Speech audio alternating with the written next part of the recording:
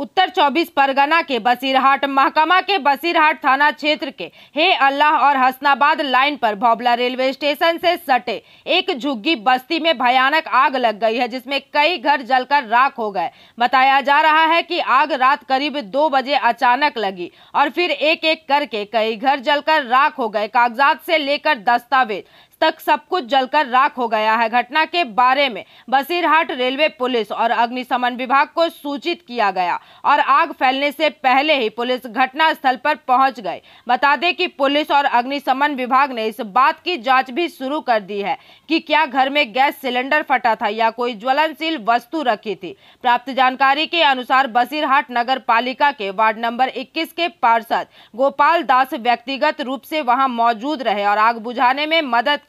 साथ ही प्रशासन ने यह भी जांच की है कि कितने लोगों का परिवार अपना सब कुछ खो चुके हैं और खुले आसमान के नीचे रह रहे हैं। क्षेत्र के जनप्रतिनिधियों ने उन्हें हर प्रकार की मदद का आश्वासन दिया है। बता दें कि एक तरफ खाने पीने की व्यवस्था की गई है तो दूसरी तरफ क्षेत्र के तृणमूल नेतृत्व ने रहने खाने की भी सभी तरह की व्यवस्थाएं शुरू कर दी है।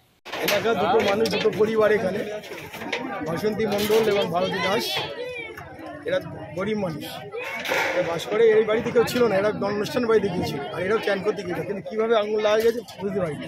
হঠাৎ দিকে দাম দাম করে জ্বলছে, পাড়ার লোক এসে সব খবর নেওয়ার সাথে সাথে আমাকে জানায়, আমি ফায়ার ব্রিগেডে জানাই। পাড়ার ছেলেগুলো সবাই মিলে আগুন নেওয়ার চেষ্টা, ফায়ার ব্রিগেডের গাড়ি আসার মধ্যে প্রায় সব পুরো বাড়িটা একদম পুড়ে তছনছ হয়ে গেছে। মানে কটা পরিবার বাস করতে এখানে? দুটো পরিবার, দুটো ঘর এখানে বাস করতে দুদিন ধরে। কীভাবে আগুন লাগলো বলে? আগুনটা লাগলো বোঝা যায় যে এটা কীভাবে হলো, কেউ বদমাশি করে করলো না ট্রেনে যাওয়ার পথে কোনো আগুন মানে কেউ ফেললো কিনা তাতে ভয় যায়নি। এরা তো কেউ বাড়ি ছিল না, এরাও চ্যান করতে গেছে, ঘরের মধ্যে কোনো আগুনের ব্যবস্থা ছিল না। ইলেকট্রিক সার্কিট হলো এটা ঠিক ভয় যাচ্ছে না যে কেউ ইচ্ছে করে বদমাশি করে করলো কিনা। মানে ক্ষতিতে যখন বাড়ি এগোনে আগুন সাংঘাতিক অবস্থা, যখন দাও দাও করে জ্বলছে এলাকা, তখন সাংঘাতিক অবস্থা। সেই মুহূর্তে গ্রামের লোক ছেলেবেলে ছুটে এসে তারা তাদের মতো যতটা করে চেষ্টা করেছে আগুন নেভানোর জন্য তারা করেছে। ফায়ার ব্রিগেড খবর আমি সাথে সাথে খবর পাওয়ার সাথে ক্ষতির পরিমাণ কেমন হয়েছে?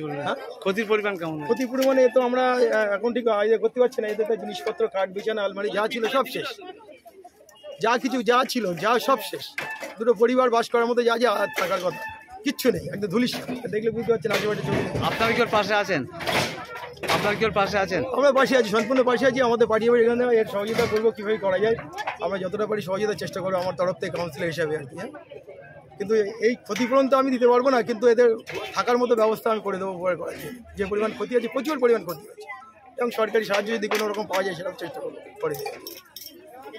Bureau report, PVTV news.